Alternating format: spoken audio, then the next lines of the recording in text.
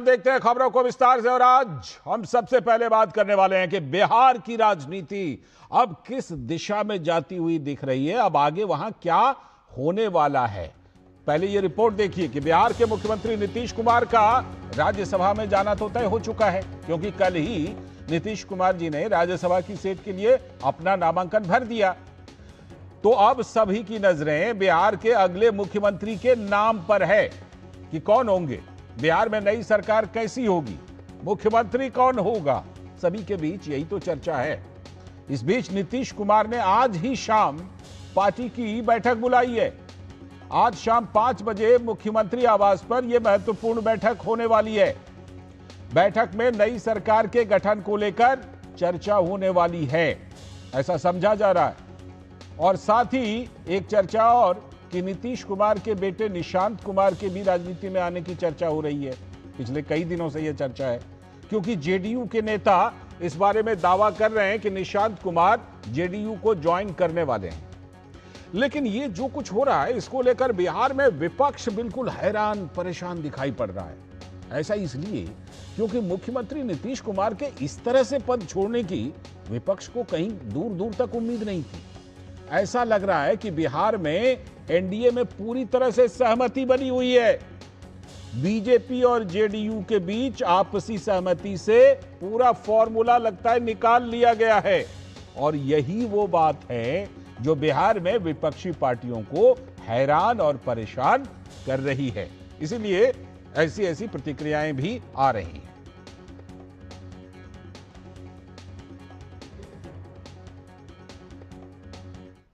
तो बिहार में भाजपा के नेता और पार्टी के राज्य में अध्यक्ष रह चुके दिलीप जायसवाल का कहना है कि नीतीश कुमार का बिहार के विकास में अभिभावक जैसा योगदान रहा है और जो आगे भी उनका मार्गदर्शन मिलता रहेगा।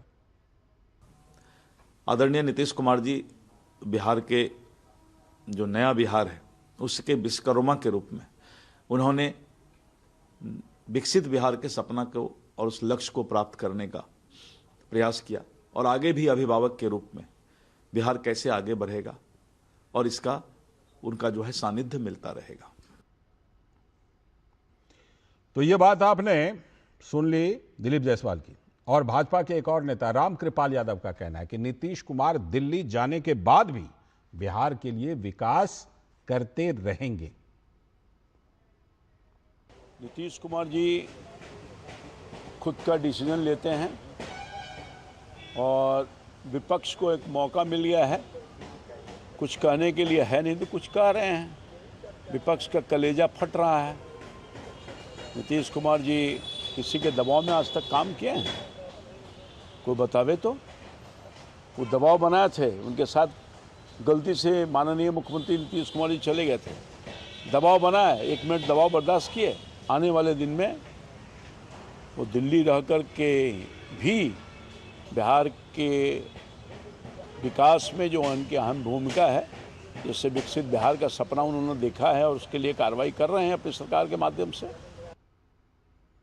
दरअसल रामकृपाल यादव जी लगता है विपक्ष के आरोपों का जवाब दे रहे थे। आगे सुनवाएंगे कि विपक्ष क्या कह रहा है। लेकिन जेडीयू के नेता नीरज कुमार ने कहा कि नीतीश कुमार ना झुकते हैं और ना किसी के दबाव में आते हैं।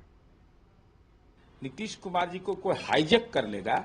इतिहास गवाह है कि नीतीश कुमार जी ने राजनीति के हर मोर्चे पर लड़ाई लड़ी और फतह भी हासिल किया। इसलिए ऐसे आरोप राजनीतिक आरोप हो सकते हैं, लेकिन नीतीश कुमार जी को जानने वाले लोग यह जरूर जानते हैं कि नीतीश कुमार जी न झुकते हैं न दबाव के तहत काम करते हैं। लेकिन राजनीतिक टिप्पणी करने वाले लोग टिप्पणी करते रहे। तो ये बात नीरज कुमार भी लगता है जवाब ही दे रहे थे विपक्ष को, क्योंकि विपक्ष लगातार इस तरह की बातें कर रहा है। इसी क्रम में आरजेडी के नेता मृत्युंजय तिवारी का कहना है कि मुख्यमंत्री नीतीश कुमार को इतनी जल्दी चुनाव के बाद भाजपा हटा देगी, इसका अनुमान किसी को नहीं था।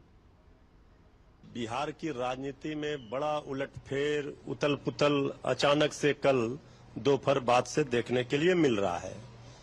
अब आदरणीय मुख्यमंत्री श्री नीतीश कुमार जी को इतना जल्दी चुनाव के बाद बीजेपी सल्टा देगी, इसका अनुमान किसी को नहीं था। और लेकिन लगातार हमारे नेता श्री तेजस्वी यादव जी हम लोग कह रहे थे कि बीजेपी जेडीयू को बर्बाद कर देगी, आदरणीय नीतीश कुमार जी को मुख्यमंत्री की कुर्सी से बेदखल करेगी। तो वही कांग्रेस के नेता उदित राज का भी कहना है कि ये तो बिहार की जनता के साथ धोखा हो गया।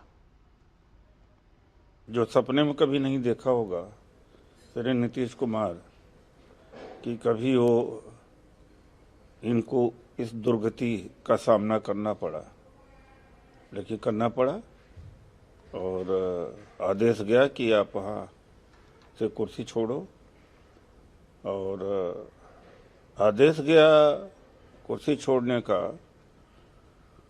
वो बहुत खराब है। उससे ज़्यादा खराब है राज्यसभा क्या मतलब होता है। जो आदमी 20-21 साल चीफ मिनिस्टर रहा है तो अपने पब्लिक को, जो पब्लिक इनके साथ में रही, धोखा उनको दिया है। बहुत दुखी लग रहे हैं और इस तरह की बातें कर रहे हैं विपक्ष के लोग, जिससे वो बात जो हमने रिपोर्ट में कही थी कि विपक्ष एकदम ऐसा लग रहा है कि हैरान और परेशान है। उनको ये लग रहा था कि जब कभी भी ऐसा होगा तो बहुत बड़ा एक ड्रामा बनेगा, बना नहीं, इसीलिए ये हताश और परेशान है। क्या सीधे मधुरेश नारायण हमारे संवाददाता पटना से हमारे साथ जुड़ रहे हैं इस खबर पर और ज्यादा जानकारी के साथ। मधुरेश, सबसे पहले तो इस समय तक के डेवलपमेंट के बारे में बताइए, क्योंकि आज 5 बजे बड़ी महत्वपूर्ण बैठक नीतीश कुमार जी ने बुलाई है। क्या उस बैठक में कुछ बड़ा होने वाला है या अभी मोटे तौर पर नीतीश कुमार इस बैठक में ये समझाने का काम करेंगे कि आखिर उन्होंने जो फैसला लिया है वो फैसला क्यों लिया?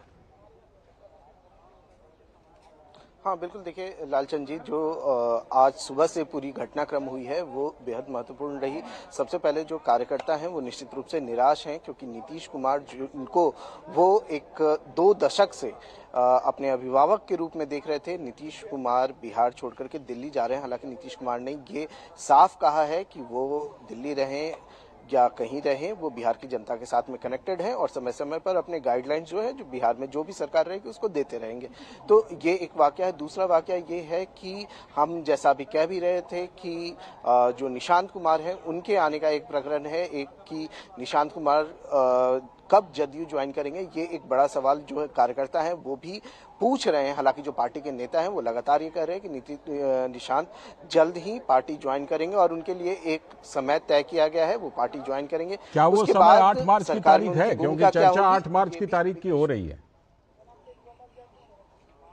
हाँ जी बिल्कुल, ऐसी चर्चा हो रही है कि परसों, आज 6 तारीख है, कल बीच परसों निशांत जो है वो जदयू ज्वाइन कर सकते हैं, लेकिन उसके बाद उनकी भूमिका क्या होगी सरकार में, ये तय करना नीतीश कुमार तय करेंगे, ऐसा जदयू के जो शीर्ष नेता हैं उनका कहना है, वो ये कह रहे हैं। दूसरी तरफ अगर बात करें आज शाम की बैठक की, तो नीतीश कुमार ने आज विधान सभा और विधान परिषद के जो विधायक हैं उनकी बैठक बुलाई है अपने आवास पे। समझा जा रहा है कि इस बैठक में 2-3 जो मसले हैं उन पर बात की जाएगी। पहला मसला तो ये होगा कि नीतीश कुमार जो 2 दशक के विकास कार्य जहां तक पहुंचा करके जा रहे हैं उसको आगे किस तरीके से लेकर के जाना है, इस मसले पे नीतीश कुमार सबसे पहले अपने विधायकों और जो एमएलसी हैं उनके साथ में बातचीत कर सकते हैं।